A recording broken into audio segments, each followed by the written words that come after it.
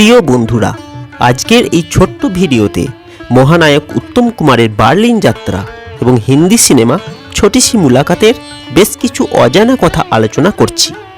ভিডিওটি শেষ পর্যন্ত দেখার অনুরোধ রইল। অস্কারজয়ী পরিচালক সত্যজিৎ রায় উত্তম কুমারের সাথে নায়ক ছবির জন্য চুক্তিপত্র করেছিলেন।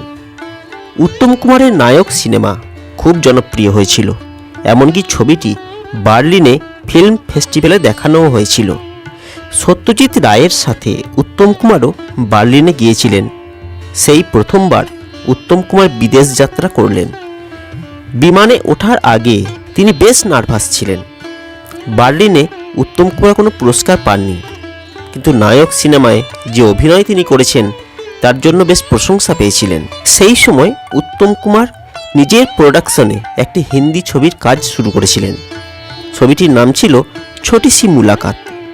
এই সিনেমার নায়িকা হিসেবে বেছে নেওয়া হয়েছিল সেকালের বিখ্যাত নায়িকা অসাধারণ সুন্দরী বৈজয়ন্তী মালাকে, আর তিনি ছিলেন সেই সময়ের সবথেকে দামি নায়িকা। এই ছবিতে সঙ্গীত পরিচালনা করেছেন শঙ্কর জয়কিষাণ এবং ফটোগ্রাফার হিসেবে কাজ করেছেন কানাই দে মহাশয়।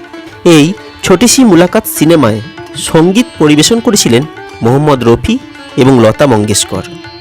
একটা গান ছিল এই সিনেমাতে যেখানে উত্তম কুমার এবং বৈজয়ন্তী মালার নাচের দৃশ্য ছিল। খুব কঠিন নাচ, শক্ত নাচ। সেই সময় উত্তম কুমার চিপচিপে রোগা হবার জন্য শরীরচর্চায় মনোনিবেশ করেছিলেন, আবার একই সঙ্গে হিন্দি উচ্চারণকে শুদ্ধ করার জন্য ভীষণ চেষ্টা করতেন। এই ছোটি সি মুলাকাত সিনেমার সবথেকে উল্লেখযোগ্য ঘটনা হলো যে এই সিনেমাটি যিনি পরিচালনা করেছেন তিনি এর পূর্বে অন্য কোনো ছবি পরিচালনা করেননি, কোনো অভিজ্ঞতা ছিল না তার।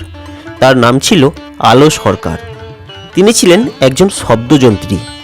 পরে উত্তম কুমারের সাথে তার পরিচয় হয় এবং ঘনিষ্ঠতা হয় এবং তিনি উত্তমের ছায়া সঙ্গী হয়ে ওঠেন। কোনো অভিজ্ঞতা না থাকলেও মহানায়ক উত্তম কুমার সেই আলো সরকারের উপরেই বিশ্বাস রেখেছিলেন এবং তার উপরেই সিনেমাটি পরিচালনা করার দায়িত্ব দিয়েছিলেন। এই হলো আজকের ছোট্ট ভিডিও। তো বন্ধুরা, উত্তম কুমারের ছোটি সি মুলাকাত সিনেমা এবং বার্লিন চলচ্চিত্র উৎসব নিয়ে কিছু কথা আজকের এই ভিডিওতে আলোচনা করলাম। কেমন লাগলো কমেন্ট করে জানাবেন। যদি ভালো লাগে লাইক করবেন, শেয়ার করবেন, আর এই ধরনের ভিডিও পাওয়ার জন্য অবশ্যই চ্যানেলটিকে সাবস্ক্রাইব করবেন।